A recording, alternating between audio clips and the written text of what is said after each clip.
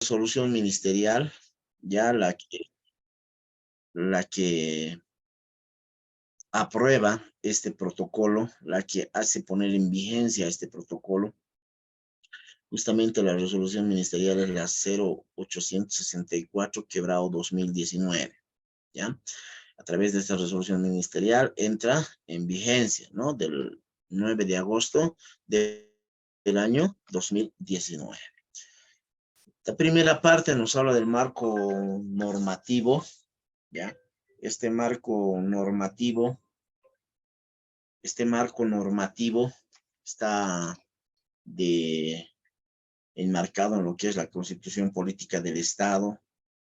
Está ahí una serie de normativas que se consagran. Tenemos ahí lo que es el Código de Procedimiento Penal, la Ley de Protección a Víctimas, el Código de Protección Legal a lo que es niñas, niños y adolescentes, la Ley 070, la Ley 045, ¿no? Una serie de normativas que respaldan el proceder y el actuar de este protocolo. Acá tenemos marco normativo, ¿dónde está? Ahora sí. Tenemos más marco normativo, ya estamos entrando a lo que son los decretos supremos, ¿no? Y una serie de decretos supremos que van respaldando el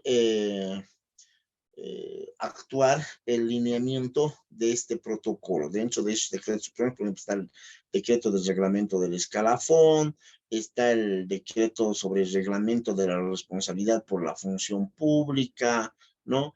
Las carreras en el servicio de educación pública, tenemos acá la organización del órgano ejecutivo, ¿no? Una serie de normativas, ¿no? Que están regulando y también amparando lo que es este protocolo. A ver, tanto hemos hablado de protocolo. Veamos desde el punto de vista jurídico de qué es un protocolo. Un protocolo es un instrumento de actuación que define los pasos a seguir en una determinada situación, con base en normas establecidas que permiten a las personas saber qué deben hacer al estar involucradas, ¿no? Básicamente, ya un protocolo está definida la ruta a seguir y responde a las siguientes interrogantes, ¿no? ¿Qué, cómo, dónde, quién, quiénes y por qué?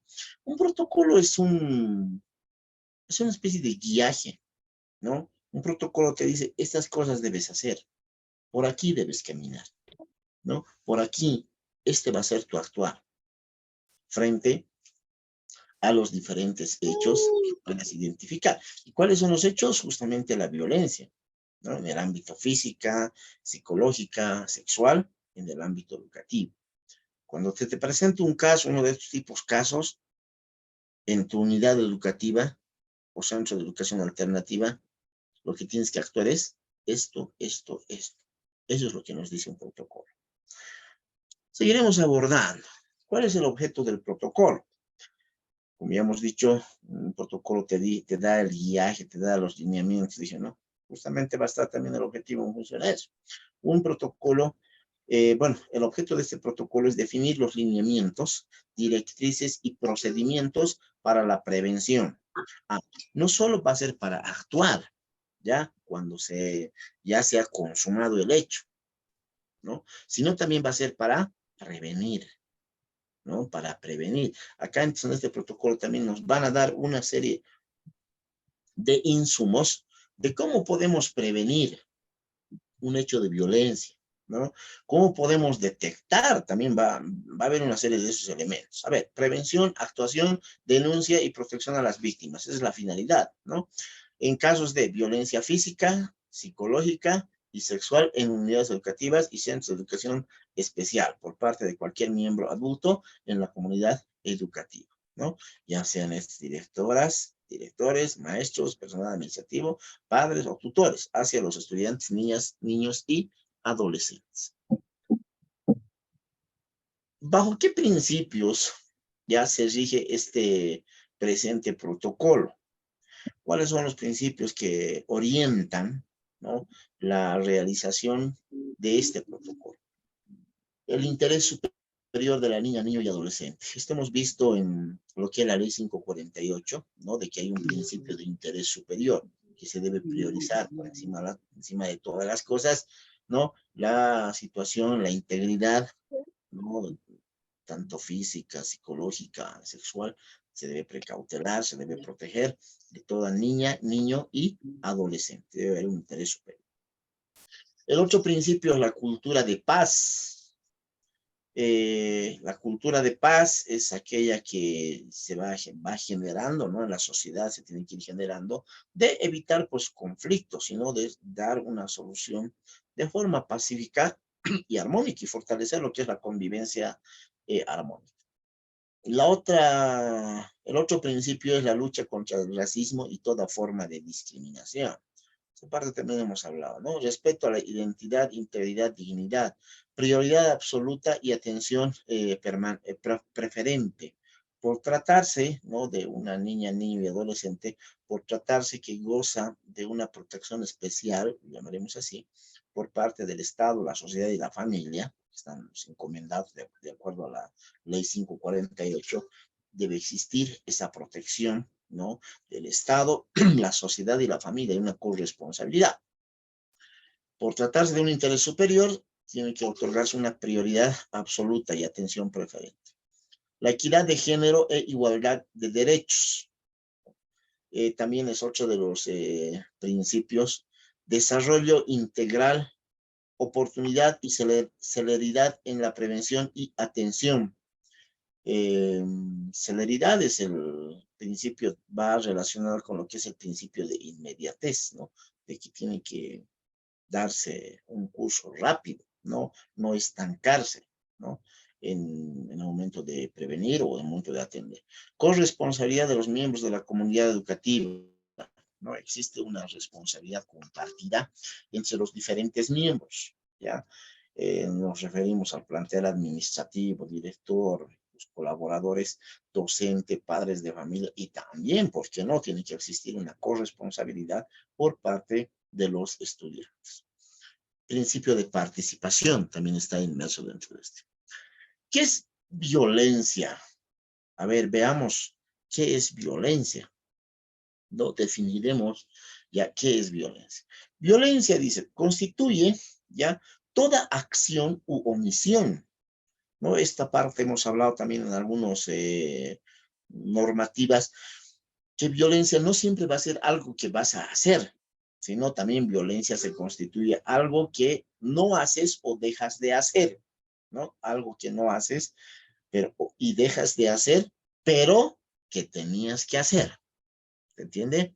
Te tenías que hacer, tu obligación era esto, pero no lo has hecho, ¿no? Y has afectado, ¿no? Al no hacer lo que va a ser esta situación. O has dejado de hacer, estaba diciendo, has dejado de hacer, ¿no? Has omitido.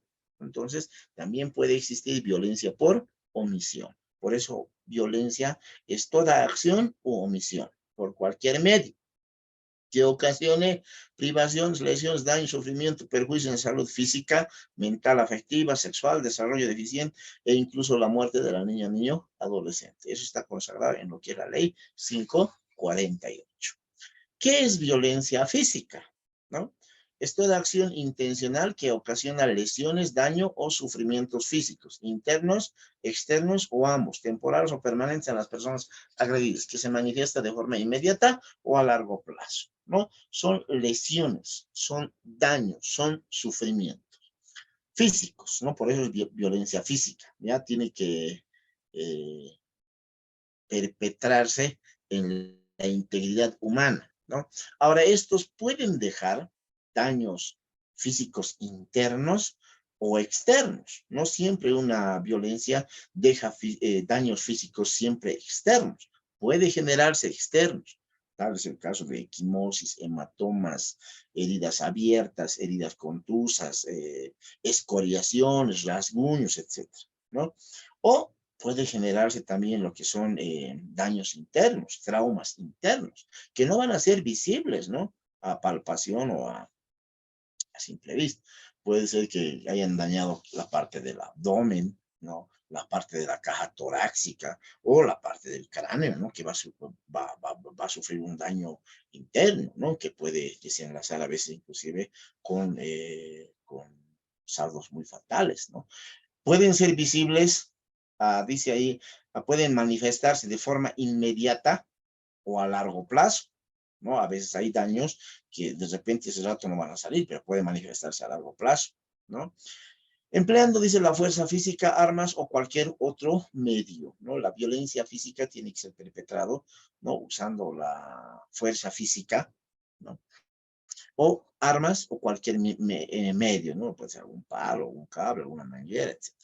Violencia psicológica. ¿Qué es la violencia psicológica? Es un fenómeno que se origina cuando una o más personas agreden de manera verbal eh, utilizando expresiones descalificadoras, frases humillantes, buscando desvalorizar el autoestima de otra persona, ¿no? Buscando reducir, menoscabar, ¿no? Bajar ese autoestima en base a insultos, frases humillantes, que eres tal, que eres cual, que no sirves para nada, ¿no? Esa es la violencia física, que eres así, que no eres así. ¿Qué es la violencia por omisión o negligencia? Hace ratos hemos mencionado de que existe violencia por acción y por omisión. La violencia no siempre puede ser el accionar, también hay violencia por omisión. A ver, ¿qué es la violencia por omisión? O también conocido la negligencia, ¿no? La violencia por omisión o negligencia es una forma pasiva de violencia, forma pasiva, no es activa, porque no haces, ¿no ve? Más bien dejas de hacer, ¿ya? No, o no haces. Correspondiente a la omisión, descuido por parte de las personas adultas en el cumplimiento de sus obligaciones o responsabilidades, en atención, cuidado, niños, de los que son responsables. En el ámbito educativo, maestros, autoridades personales, servicio, padre, en el ámbito educativo también, ¿no? Existe esa figura, ¿no? Puede existir, porque nosotros tenemos la responsabilidad de poder estar al pendiente, ¿no? Especialmente si son chicos y con todos, ¿no? En un segundo a veces puede pasar cualquier cosa, se pueden, no sé, accidentar, se pueden lastimar, ¿no? Tal vez un mal cálculo puede ocurrir a cualquier cosa. Entonces hay que estar siempre al pendiente, ¿no? Para no caer en esta situación o en la identificación ya o de hacer catalogar que son violencia por omisión. Ejemplos de violencia por omisión, ¿ya? Esto no solo está en el marco del trabajo del profesorado, ¿no? Sino también en la familia. A ver, veamos algunos ejemplos de omisión. ¿Qué tipo de cosas o qué tipo de actos son violencia? No proveerles de alimentos teniendo recursos o medios para hacerlo. No darle la alimentación teniendo medios para hacerlo. Permitirles el uso de alcohol o drogas, ¿no? Ser muy permisivo en esa parte. La ausencia de supervisión adecuada, la ausencia de supervisión adecuada sin intervenciones inmediatas frente a situaciones de riesgo, ¿ya? Eh, no controlar algunos aspectos que pueden generar un eventual daño al niño. ¿No? No brindar la afectividad que requiere de acuerdo a su etapa del desarrollo, violencia por omisión, ¿no? No darle cariñito, no darle el arrumaco, no estar con la bobita, con el niño, niña, ¿no? Dependiendo a la etapa del desarrollo, dice, ¿no? Hay una etapa donde las guaguas quieren estar grave, ¿no? Y una etapa también ya de cuando están empezando a ser púberes, a la adolescencia ya también quieren estar solos, ¿no? Quieren estar solos, ya quieren más su individualidad, ¿no? Son etapas psicoevolutivas del ser humano. Restringir las atenciones médicas necesarias para el cuidado y desarrollo. Desatención a sus necesidades educativas. Violencia por omisión para los papás, ¿no? No acompañar ni supervisar el cumplimiento de sus obligaciones escolares. Inasistencia e impuntualidad de las y los maestros en sus horas de clase. ¿Mm? Inasistencia e impuntualidad. No realizar seguimiento adecuado a estudiantes con necesidades educativas. No restringir contenidos de videos y aplicaciones de Internet con contenidos nocivos o inadecuados. Prolongar los periodos de recreo sin vigilancia. descuidar la niña, niño, adolescente en la unidad educativa o centro de educación, por tanto, ocasionar un accidente o enfermedad, y por tanto, ocasionar un accidente o enfermedad, porque les decía, ¿no? Hace instantes, hay que estar siempre al tanto de cada cosa que hacen. A veces los chicocos no miden, pues obviamente, porque son chicocos, no miden a veces alguna consecuencia, ¿no? Un juego a veces brusco puede ocasionar a veces algún desenlace lamentable, ¿no? Entonces hay que tener mucho cuidado para no caer en esto de lo que es violencia por omisión. ¿Qué es violencia sexual?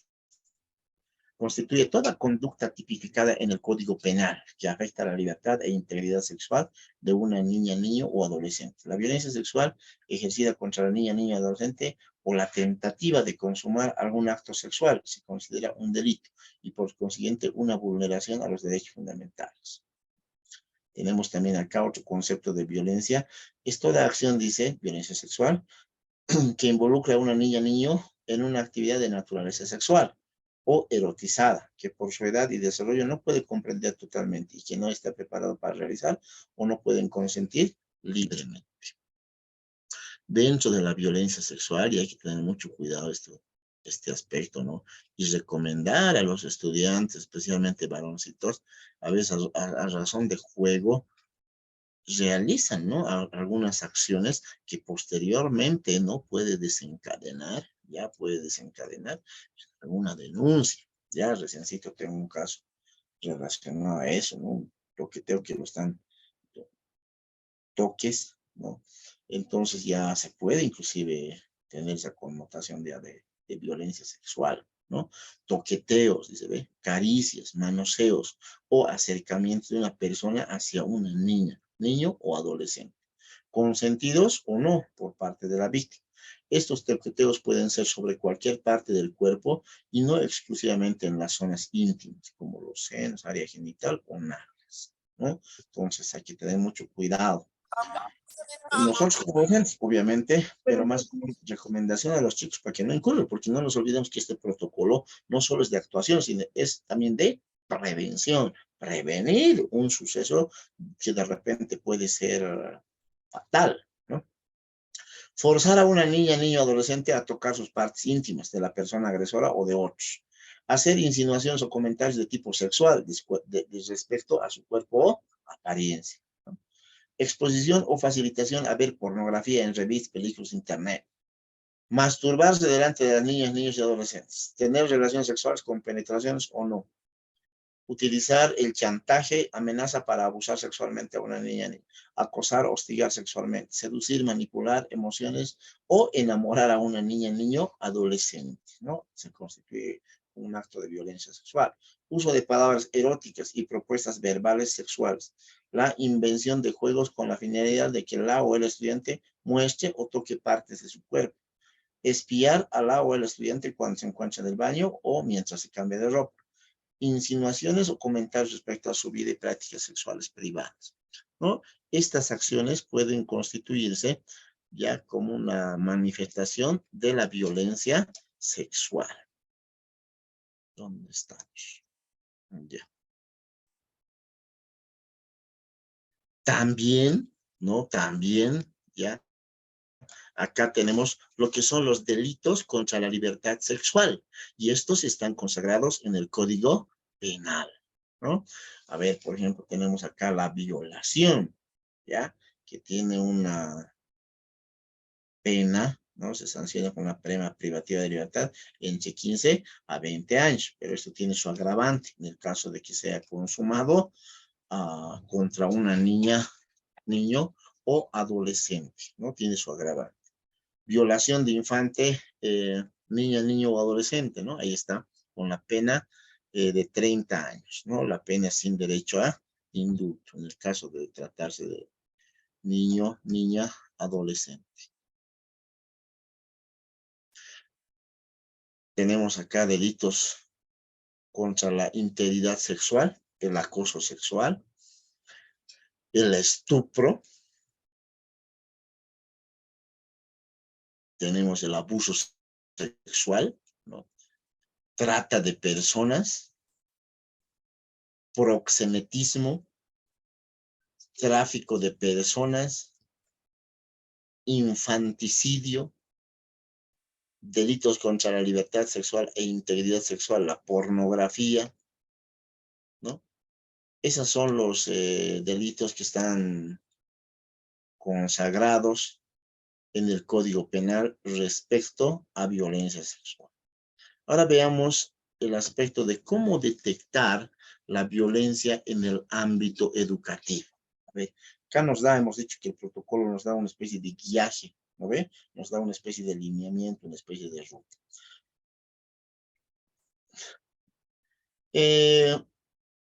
Obviamente, ya la violencia muchas veces va a estar encubierta, ¿no? Los signos de violencia van a estar encubiertos, especialmente el aspecto de violencia psicológica y muchas veces violencia sexual. Va a ser encubierto, o sea, va a estar no visible, ¿no? A diferencia de una violencia física que presente los rasgos de golpes o traumas exteriores. Entonces, pero en cualquiera de las formas de violencia, una de las mejores, ¿no? Eh, una de que nos da una mayor posibilidad para detectar es la observación, ¿no?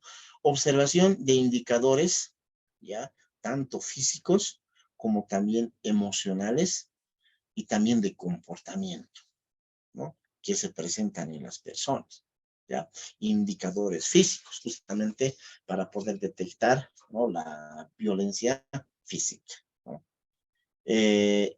Y también la violencia sexual. Hay algunos indicadores, bueno, físicos y de comportamiento, ¿no? En las personas que sufren. Es importante que cuando una niña, niño o adolescente manifiesta haber sufrido violencia sexual, se crea en su relato, ¿no? La recomendación, aunque para las personas adultas sea difícil escuchar y aceptar, ya que un familiar o una persona de confianza es el agresor o agresora. No se debe poner en duda su narración ni culpabilizarlos de lo ocurrido para evitar lo que es la revictimización.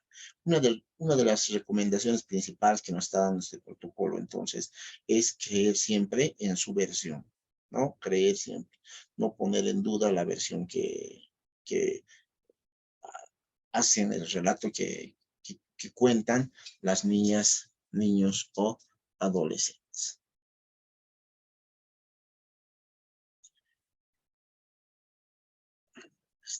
Así está acá. ¿Cómo prevenir la violencia en el ámbito educativo? ¿Ya? Hay que trabajar bastante en lo que es la autoestima, en la seguridad, ¿no?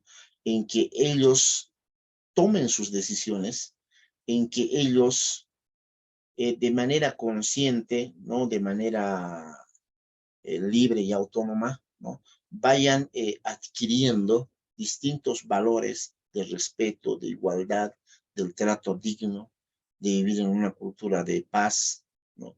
Y hay que enfocar esto a través de charlas, no solo a los estudiantes, sino también a los papás, porque muchas veces las conductas de violencia y otro tipo de situaciones vienen a veces desde el hogar, ¿no? Y seguramente nos ha pasado eso en un hogar de repente desintegrado o en un hogar, una familia disfuncional, ¿no? A veces siempre los chicos vienen con cierto problema, ¿no? Y eso repercute. Entonces también hay que hablar con los padres respecto a que ellos también desde la casa, no nos olvidemos de que hay una corresponsabilidad. Tienen que fortalecer esos valores, ¿no? Vivir en un ambiente armonioso, cultura de paz, respetándolo, ¿no? Fundamentalmente, bueno, entre seres humanos, fundamentalmente a las mujeres, etc. ¿No? Ya nos habla sobre la prevención de la violencia, ¿ya? Por parte de las autoridades educativas, ¿no? A ver, ¿qué se debe hacer o qué debe hacer, ¿no? ¿Qué acciones debe tomar para poder prevenir la violencia en el ámbito educativo? Fortalecer los procesos efectivos de coordinación interinstitucional que faciliten la prevención, investigación, sanción de delitos vinculados contra la violencia en contra de los niños y niñas adolescentes, ¿no? Proporcionar herramientas para la resolución pacífica de conflictos que permitan prevenir, detectar y gestionar, resolver situaciones de conflicto. proporcionar herramientas, ¿no? Fundamentalmente la herramienta, una de las herramientas que tenemos es el plan de convivencia pacífica y armónica, ¿no? Para poder evitar. Y también dentro de esas herramientas, dentro de ese plan, ya seguramente va a contemplar pues una serie de talleres, sesiones de concienciación, charlas, ¿no? Con diferentes actores educativos y también, ¿no? Fuera del, del ambiente educativo, ¿no? Por ejemplo, no estaría mal coordinar con lo que es la Fuerza Especial de Lucha contra la Violencia, efectivos, vengan a hacer charlas, ¿no? Para poder fortalecer, apoyar, empoderar fundamentalmente a las mujeres para que denuncien pues toda forma también de violencia, ¿no? Consolidar anualmente, dice la información de casos de violencia física y sexual cometidos contra los niños y adolescentes en el centro educativo. Manejar una estadística, ¿no? Por parte del ministerio, está a fin de ¿qué? De crear políticas para el año siguiente, ¿no? Políticas obviamente de prevención. Prevención de la violencia física y sexual por parte de las autoridades. Nuestras autoridades, el Ministerio de Educación fundamentalmente y también las direcciones departamentales cuentan, ¿no? Cuentan con los mecanismos y el apoyo legal. Fundamentalmente los del Ministerio, ¿ya?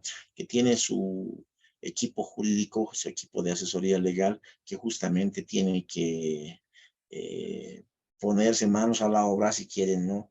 Empezar a denunciar, hacer seguimiento hasta la etapa final. Eso también nos dice el, la resolución, no es resolución, el decreto supremo 1302 y el 1320, ¿no? Que el Ministerio de Educación y la Dirección Departamental, a través de su unidad de asesoría jurídica o a través de su departamento legal, tienen la obligación, ¿no ve? De denunciar, de adherirse a la denuncia si es que ya la hay, hacer seguimiento hasta su finalización. Vamos a ver ahora esta parte. Vamos a ver cuáles son las funciones de los directores departamentales de educación, qué es lo que deben hacer en el ámbito de la que es la prevención, actuación de la violencia, ¿no? En el ámbito educativo. Deben denunciar, dice, los actos de la violencia física, sexual, psicológica y sexual y todos los delitos que atenten contra la vida y todo esto, ¿no? En el sistema educativo, ya sean cometidos estos por docentes, por directores o por padres de familia, ¿no? En contra de una niña, niño, adolescente, ¿no? Debe constituirse en parte querellante, ¿ya? Las direcciones departamentales. Asimismo, debe generar, dice, las condiciones para que las autoridades educativas, tanto personal docente, administrativo, se vayan pues actualizando constantemente, ¿no? En materia de derechos humanos, prevención de la violencia, etcétera. ¿Esto para qué? Para que esto repercuta, ¿no? Esta capacitación repercuta en lo que va a ser el entorno ya de los estudiantes, de los padres de familia, ¿no? Es importante, por tanto, la capacitación. Fortalecer los procesos efectivos de coordinación interinstitucional, ¿no? Con lo que va a ser la Defensoría de la Niñez, los SLIMs, ¿no? Etcétera, etcétera.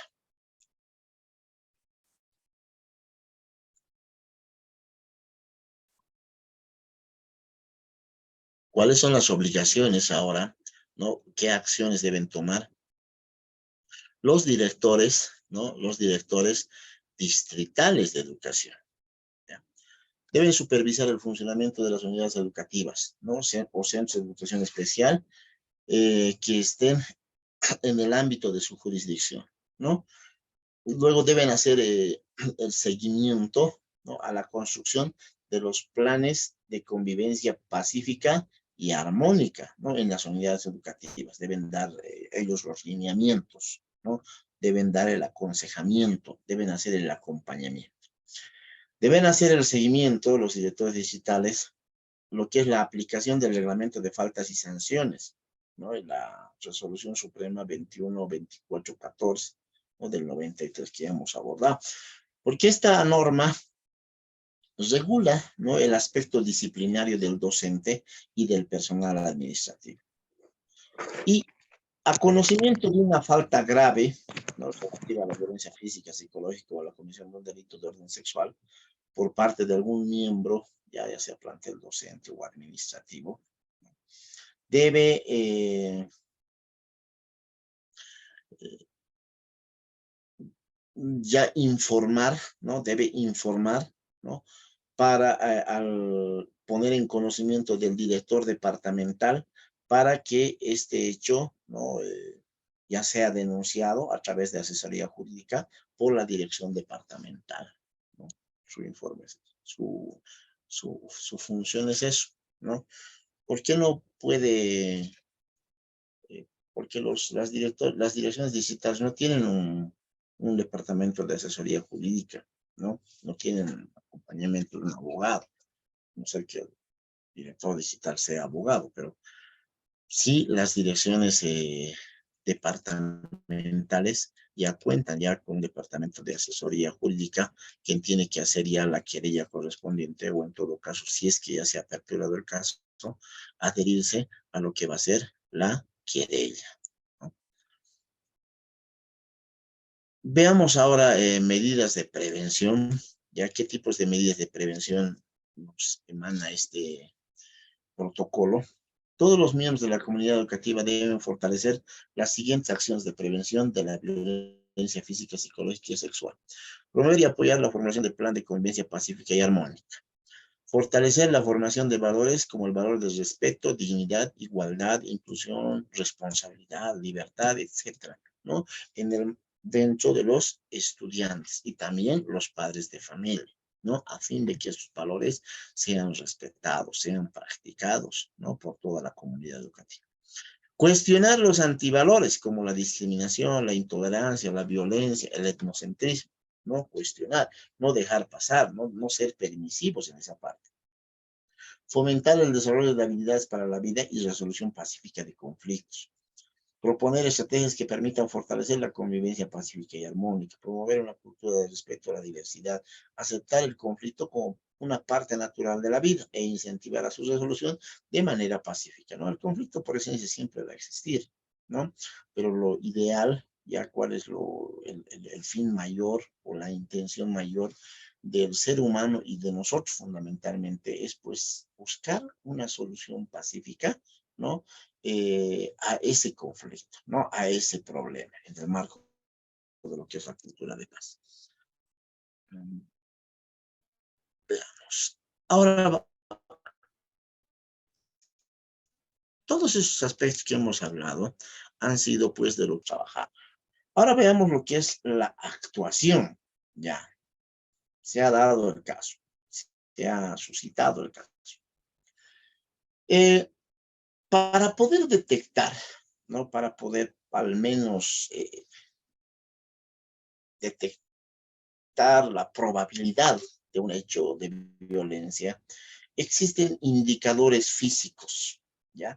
Y a las cuales que nosotros debemos tomar muy en cuenta y no dejar pasar desapercibidos ninguno de estos indicadores físicos, ¿no?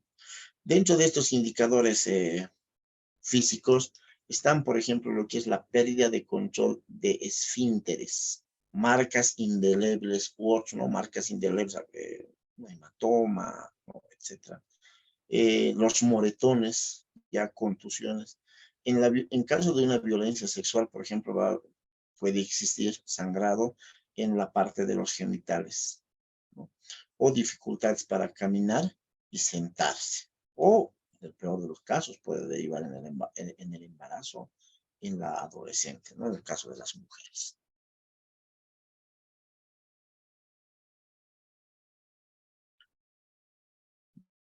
Dentro de estos indicadores físicos, ¿ya?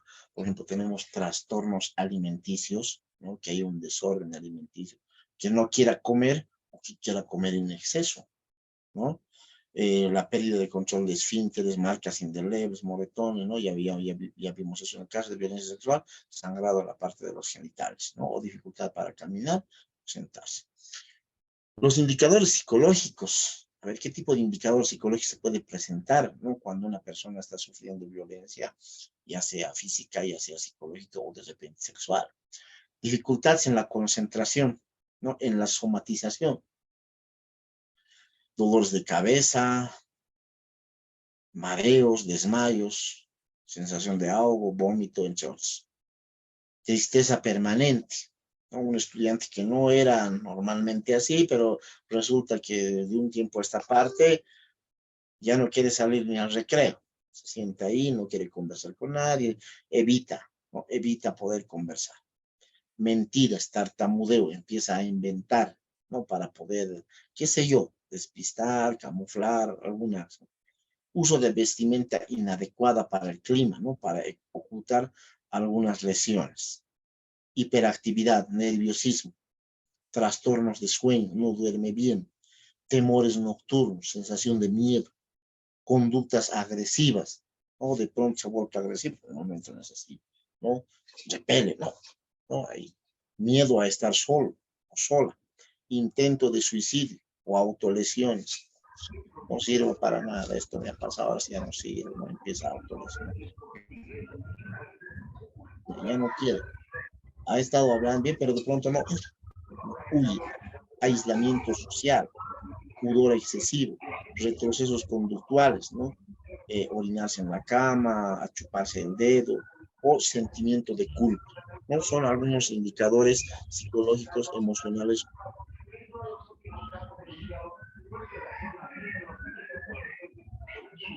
¿No? Si algún niño, niña o adolescente de repente esté sufriendo violencia.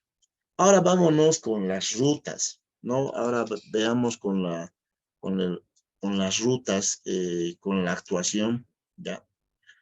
En caso de violencia física y psicológica, ¿ya? Enseguida vamos a entrar a lo que es la ruta en caso de violencia sexual.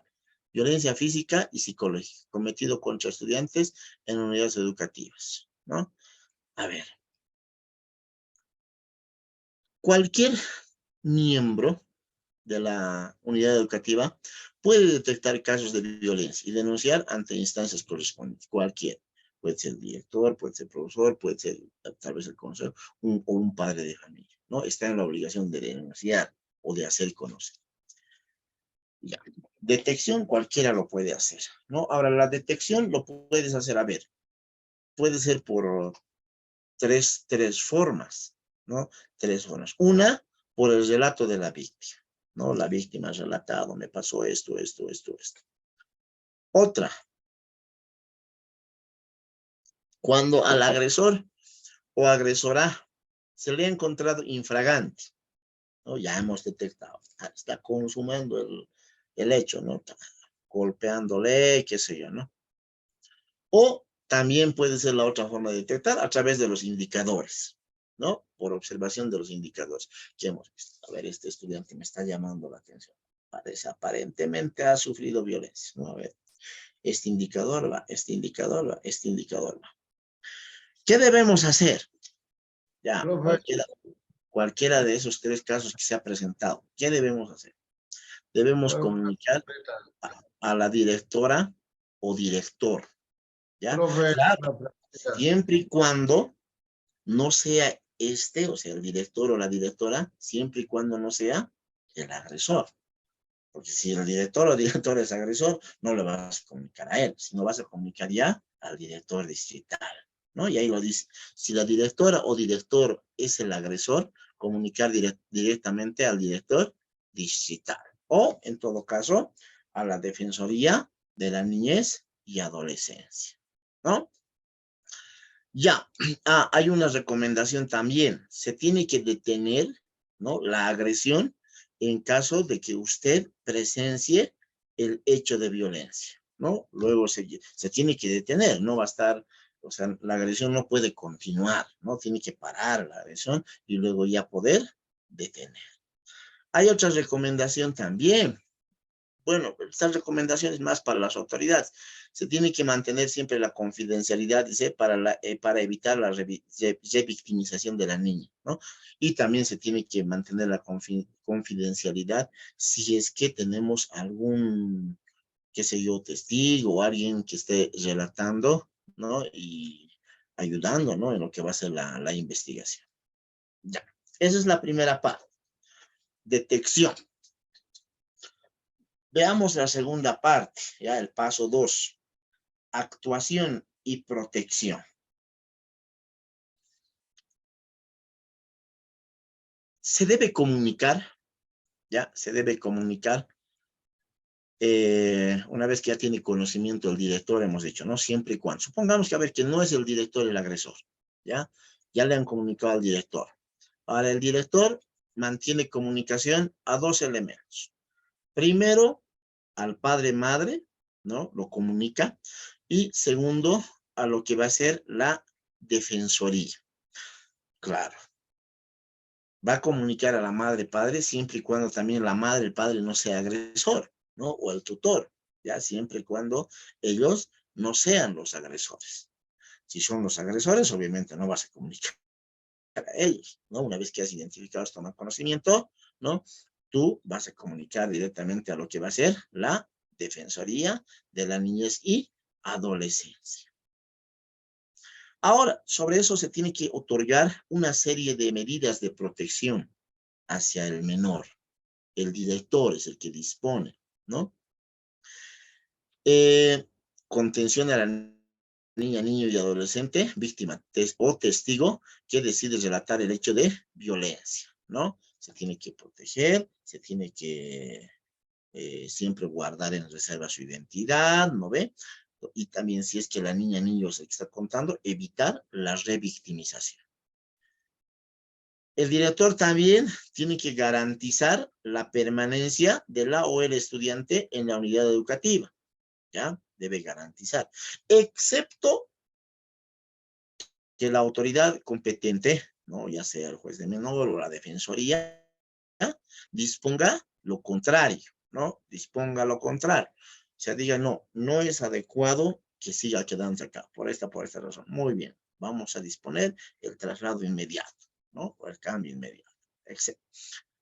Mientras eso no ocurra, se debe garantizar la permanencia. No puede por ningún motivo decir, no, esta chica o este chico que me ha traído problemas, por tanto, sabes, cámbiate nomás, cámbialo nomás de colegio. No, no queremos problemas, mucho problema es. No, no.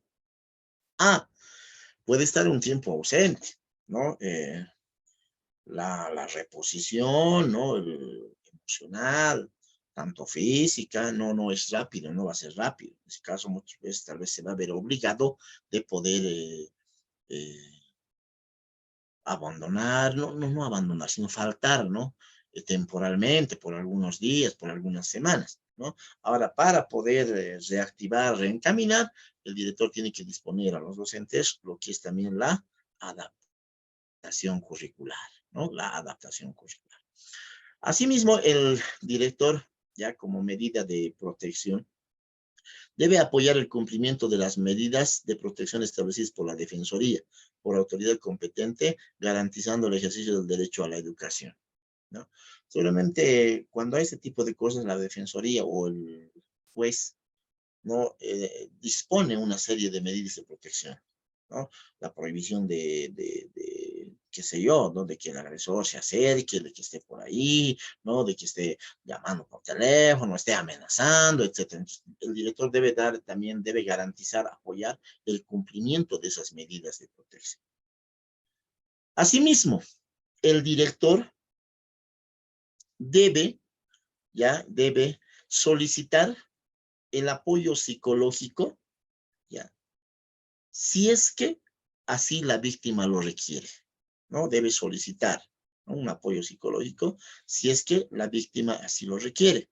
Para esto debe coordinar ya con la Defensoría de la Niñez y Adolescencia, en coordinación también con los papás, claro, siempre y cuando no sean los papás los agresores, ¿no ve? Si los papás son los agresores, bueno, coordinará directamente con la Defensoría, ¿no? El apoyo psicológico.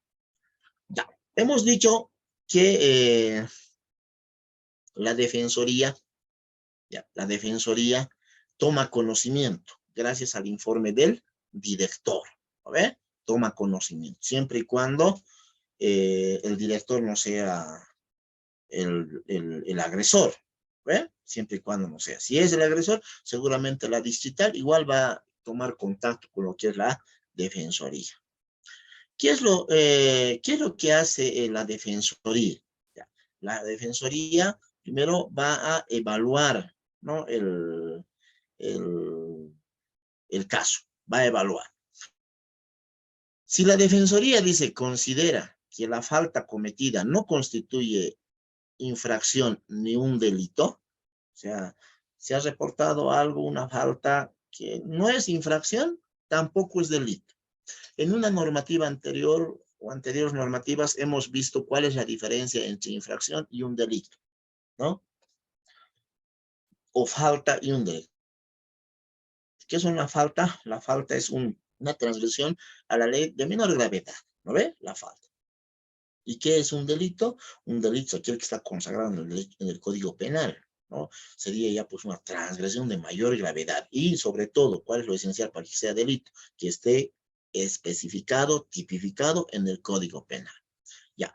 Si la falta cometida, dice, no constituye ni infracción ni delito, el director emitirá una amonestación escrita al maestro o maestra para evitar situaciones similares en el futuro, ¿no? Ahora, si es que ha sido cometida o ha sido denunciada, digamos, a los papás, la defensoría es el que va a actuar ahí, ¿no? Ya. Si el hecho cometido, ahora vayámonos al otro lado, a ver, si no es ninguna infracción, si no es ningún delito, no pasa nada, ¿no? Simplemente se hace una amonestación. Tenga cuidado, profesor, ¿no? Por favor, cuidado en la otra. Pase. Ya. Si el hecho cometido es una infracción, ¿ya? La Defensoría de la Niñez y Adolescencia remitirá al Juzgado de la Niñez y Adolescencia para la ventilación de este caso.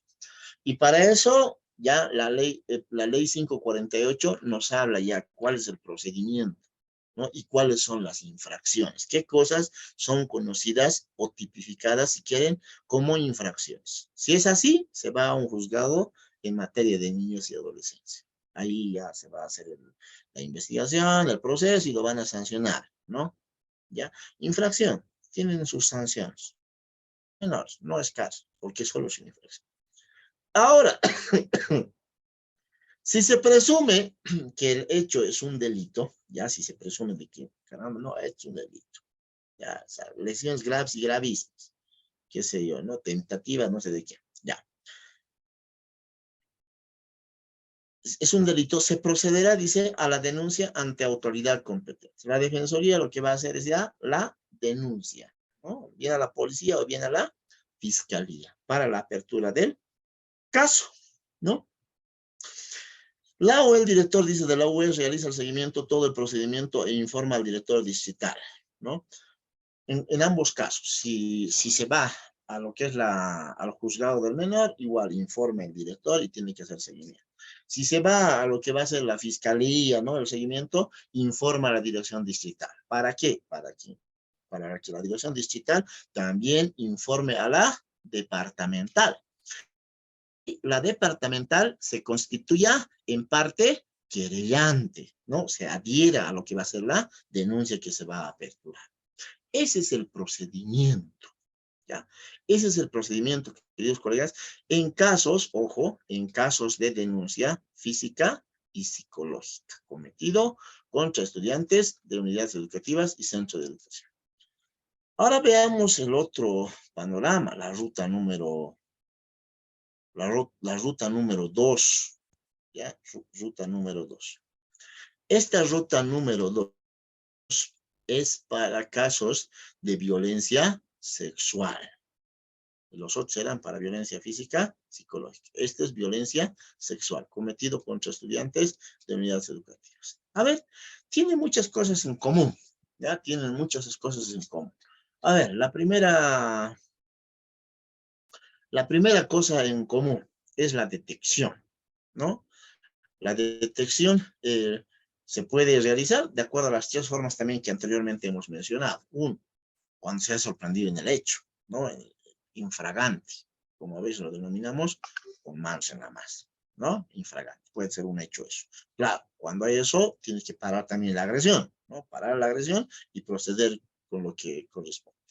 El segundo puede ser por relato de la víctima, puede ser que la víctima vaya a contar, ¿no? Me pasó esto. Ya. O el tercero ¿no? La ruta la otra forma de detección puede ser a través de lo que es la observación de indicadores, ¿no? A ver, esto está pasando, ¿no? Aparentemente esta señorita o ha sufrido violencia sexual, ¿no? Y acá nos hace una recomendación. Dice, cualquier persona que tenga conocimiento de un hecho de violencia sexual contra niña, niño o adolescente debe de denunciar, ¿no? Debe de hacer la denuncia. A ver, ¿cómo hacemos la denuncia? Supongamos que por uno de esos medios hemos detectado. Debemos comunicar al director, claro, siempre y cuando no sea el director el agresor, ¿no? Si en caso sea el agresor, obviamente, la ruta se va directamente a lo que va a ser ya, esta vez, a la defensoría, ¿no? Si la directora o director es el supuesto agresor, dice, denunciar inmediatamente a la defensoría, ¿no? Si es que es el director, el agresor o el presunto agresor. Ya, supongamos que no es, ya, supongamos que no es. El director de la unidad educativa, ya, debe actuar, ¿no? Debe dar lo que son medidas de protección también y lo que va a ser la denuncia. A ver, el director debe comunicar, ¿no? Debe informar ya inmediatamente a la defensoría, ¿no? En todo caso ya una denuncia, ¿no? A la defensoría, ¿ya? Y solicitar apoyo para la contención de la víctima, ¿no? Solicitar apoyo para proteger a la víctima. Uno. Dos, debe informar inmediatamente a sus padres, ¿no? Padre, madre o tutor. Claro, siempre y cuando estos no sean los agresores, o uno de ellos no sea el agresor, ¿no? Debe informar, ¿ya?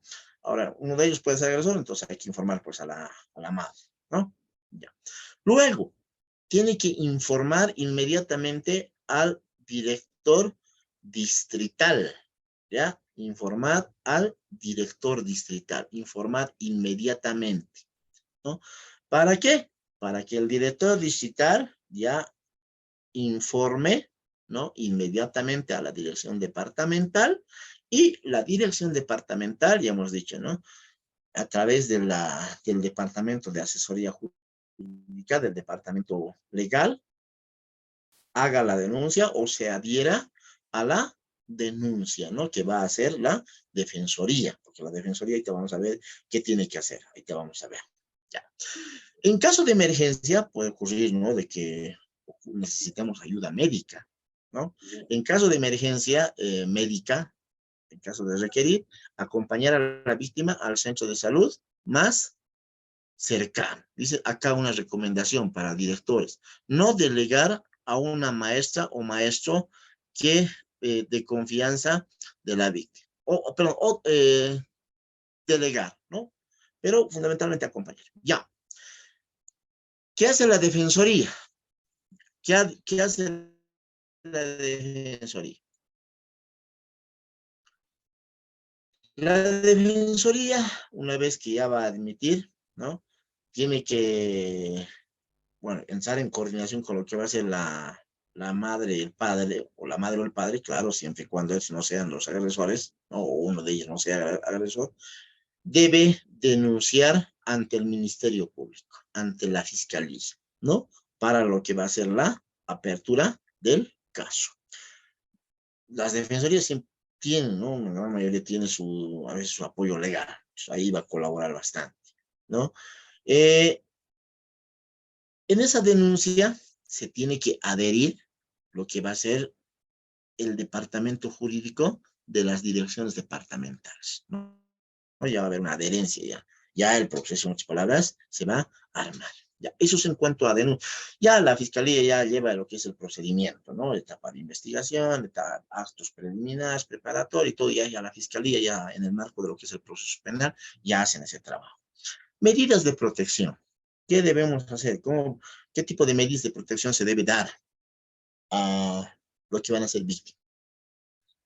Primero es importante, ¿no? La contención de la niña, niño, adolescente que decide relatar el hecho de violencia. O también testigos, ¿no? También testigos. El director de la Dirección Departamental hace seguimiento al cumplimiento del derecho a la educación de la o las víctimas. Es importante que bajo ningún motivo, cuando se presente este hecho de violencia sexual, bajo ningún motivo, se prive pues ese derecho a la educación, ¿no? Se tiene que garantizar, ¿ya? Ese derecho a la educación.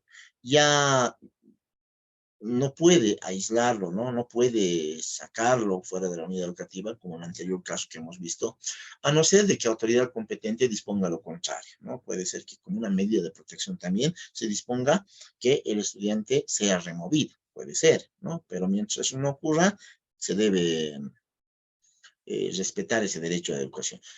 El director, el departamental, es el que tiene que velar, ¿no? Si se está cumpliendo fielmente. Director de la unidad educativa apoya y garantiza el cumplimiento de las medidas de protección que sean emanadas por las autoridades, tanto de la dirección del departamento, perdón, tanto de la defensoría como también de la fiscalía, porque la fiscalía también pone medidas de protección, ¿ya? En cumplimiento de las medidas de protección dispuestas por la defensoría, ¿ya? O autoridad jurisdiccional competente, ¿no? Para la protección de la o el estudiante y la víctima. Los abogados defensores coadyuvan en el proceso penal hasta la sentencia, ¿ya? Abogados defensores nos referimos tanto, porque eso nos dice también el Decreto Supremo 1302, ya nos dice que los abogados del Ministerio de Educación y también de la Dirección Departamental se tienen que constituir en parte querellante, ¿no? Para hacer el seguimiento hasta la finalización, ¿no? En caso de violencia sexual. Por tanto, estos abogados coadyuvan el proceso penal hasta la sentencia, ¿no? Y finalmente la unidad de asuntos jurídicos de la dirección departamental remite al Ministerio de Educación la sentencia ejecutoriada para la suspensión definitiva del agresor o agresora, claro, siempre y cuando este agresor o agresora sea un docente, director o administrativo, ¿no? Ya remite a lo que va a ser la sentencia ejecutoriada, ¿no? Para, ¿qué ocurre cuando hay sentencia ejecutoriada? Siempre y cuando la sentencia sea condenatoria, ¿no ve? La suspensión definitiva, ¿no? Lo va a hacer la incorporación de lo que va a ser el rótulo observado, suspendido definitivo, ¿no ve? Listo, colegas, esa es las rutas que se debe de cumplir en casos, ¿no? De eh, tener, ¿no? En nuestro desempeño laboral alguna situación de estos casos. ¿Ya? Si hubiera alguna consulta, estamos dispuestos a poder conversar, absolver las dudas. De no ser así, creo que tenemos simulacro, creo, ¿no? Simulacro como es de costumbre.